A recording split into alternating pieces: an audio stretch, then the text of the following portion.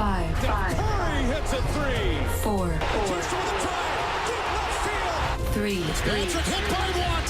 Sack number 10. Two. Messi with a record-breaking goal. One. Welcome to BSS Sports. Now, here are your hosts, Steve, and Trevor. Good afternoon and welcome to another edition of BSS Sports. My name is Steven Schill with the ever lovely Trevor Struthers, talking about the world of sports, specifically Blue Jays news, and then going to talk a little bit about the Canadian men's national team, a little bit about the NFL playoffs, and then wrapping it up with some good old Toronto basketball. Trev, how are we doing today? It has been a fantastic day so far, and I am excited to talk some sports. It's been a week. I can't wait. You've been apparently excited. That's fantastic to hear. All these adjectives. Let's get into things. Blue Jays deciding to expand the netting. This is causing a lot more outrage than you might imagine. Trev, I get to an extent that this is about fan protection, and then you have the argument about, hey, if people just didn't use their phones well at these games, then we wouldn't have this problem. Personally, I think, you know what, it's a good thing, but yeah, it is going to harp the view a little bit. What's your take on it?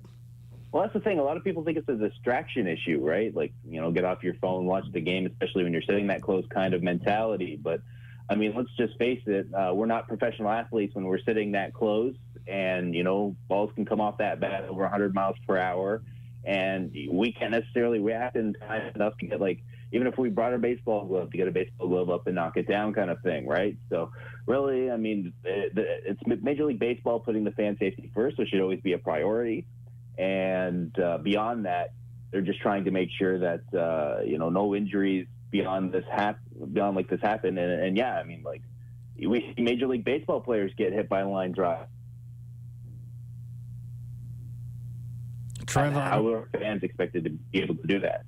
Very true. I lost you there for a second on that final point. But I guess the other news to talk about with the Blue Jays is Josh Donaldson coming back for a year. It's just a 1 year kind of rental, if anything. Maybe they might trade him. I don't really see how this is going to benefit the Blue Jays necessarily, because I just don't really feel like they're going to go very far, especially with the way the Yankees and Boston are looking. If anything, I'd say, you know what, it's probably time for like a full rebuild, because even if we do go far, it's probably not going to last. Yeah, I mean, $23 million now for Donaldson for this season. It's a pretty affordable price for a guy that, you know, won an MVP just a couple of years ago. And so now, yeah, maybe they trade him at some point here during the season. It would be a rental thing. I think maybe, you know, he plays it the year here with Toronto, and they figure out what they want to do next offseason. Obviously not ready to commit long-term to him this offseason, just a 1 year deal. But once the time comes to talk contract again, maybe we see something happen there, or maybe he signs elsewhere. It would be a shame if you're the Blue Jays to lose Donaldson for nothing. Now, the Canadian men's national hockey team, I don't know what to say about it from the standpoint that it's not the best players. And you know what? That's okay to an extent. But also, like, the biggest name on this list is Chris Kelly, who plays for the Belleville Senators. So I'm kind of hemming and hawing. I feel like I'm not really going to watch the tournament that much. I don't know if that's naive of me, and it's going to be fantastic hockey. But, Trev, what's your take on the men's team this year?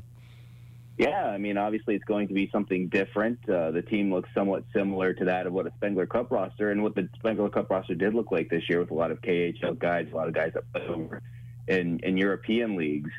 But I mean, with that being said, like, you have some interesting stories here. Like, Chris Kelly is a guy that came back from injury. You know, he started the year on a tryout in Edmonton, and didn't know, you know, if he's going to retire, what was going to happen. Didn't work out there. He signed a professional tryout with Belleville.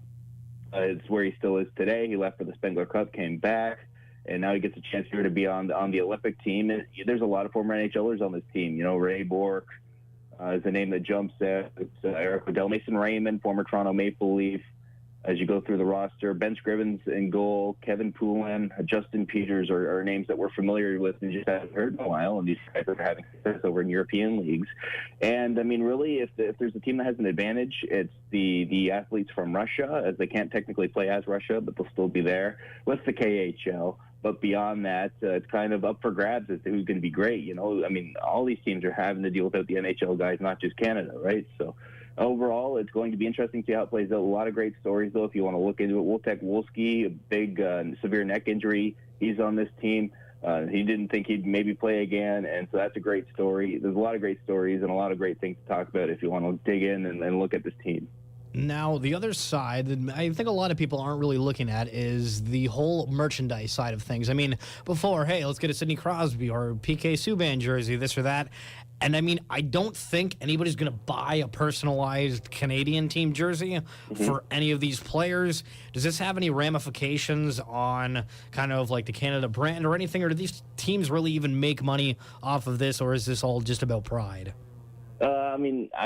For a tournament like this, where it's as short as it is, I find buying something like that, not too many people do that. You're more likely to buy just the generic jersey without any numbers, without any names, stuff like that, just to wear. So I think that is more likely and was more likely anyway.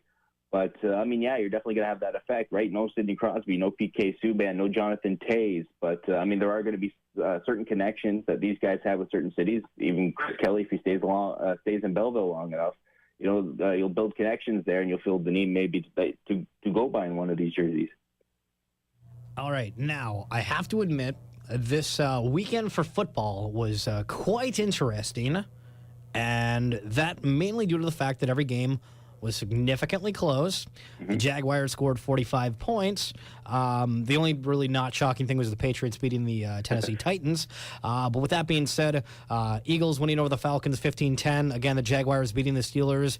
But the scoreline for that one, 45-42, was ridiculous. Nobody really thought that the Steelers defense would give up that much. And then, let alone the Steelers defense, how did the Jaguars defense, who's like one of the top in the league, give up 42 points? Yeah, okay, it's the Steelers, but either way, supposedly being like the top defensive team and doing that, I don't really know what to look at. Now, Trev, if you're looking at that scoreline, is this a good thing for the Jaguars or a really bad thing?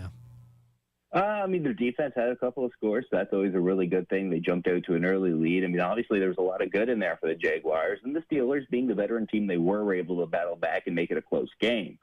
But maybe the Steelers find a way to pull that off if they kick it deep and don't go with the onside kick with 2 minutes left in the fourth quarter. But the Jaguars were going to be tested by the Steelers. It didn't seem like they were going to be early, but we saw what the Jaguars could play like with a lead in a playoff game. And now, going up against the Patriots, if the defense can be sharp, maybe there's a shot here. The Patriots defense has played better, but it was a defense that was very vulnerable in the first few weeks of the season.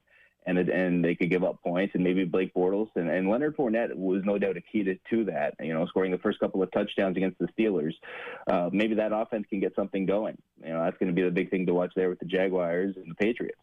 You're listening to BSS Sports on at 91X with Steve Schill and Trevor Struthers. Got to admit, I watched a bunch of these games for the first quarter and then was like, well, all right, that's a blowout. And boy, was I ever wrong on that one. The Vikings were thumping the Saints, and end of the game was the decider for that one. Saints had a lead, and then things went downhill really quickly. Trev, you want to run down what happened in the last couple of seconds there? That was maybe one of the most bonker things I had seen. So there was, they were 61 yards from the end zone, 10 seconds left for the Vikings, who were down 1, to try to score a field goal or a touchdown, whichever one would happen. Field goal more likely. You have 10 seconds left. They completed a pass to Stephon Diggs next to the sideline, and he could have gotten out of bounds with about 3 seconds left, maybe 2 seconds left, I figured out. But once he caught that, Mike Williams, young safety for the Saints, committed to a tackle a bit early. No tackle was there. He kind of whiffed on it. Stephon Diggs made the catch, came down with the ball, ran it into the end zone for what is being dubbed the Minneapolis Miracle. And really, I don't think there's any other way to look at it. I really like that name, Minneapolis Miracle. And then as well, the Patriots won against the Titans. Not a whole lot to talk about there. And then Nick Foles getting things done against the Falcons. Nobody can make any jokes about the Falcons choking in the playoffs if by chance they ended up facing the Patriots yet again. Now, final thing we're going to talk about here on BSS Sports is the Toronto Raptors with LeBron James and company in town the other day. They won 133-99.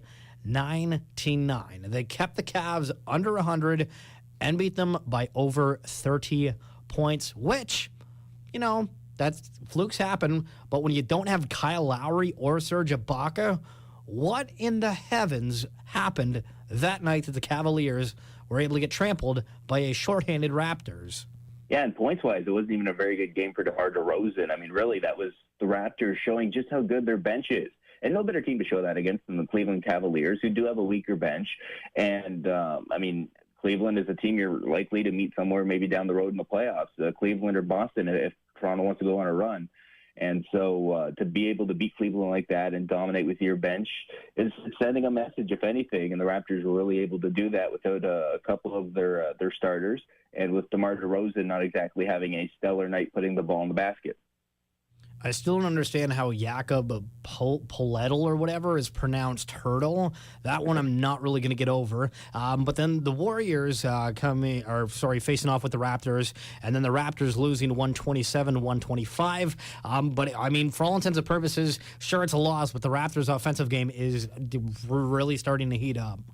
Yeah, I mean, the Raptors were very bad in the first half of that Warriors game. They gave up 81 points in the first half to the Warriors, and it looked like it was on the verge of being a blowout. It was a 30-point game at the time.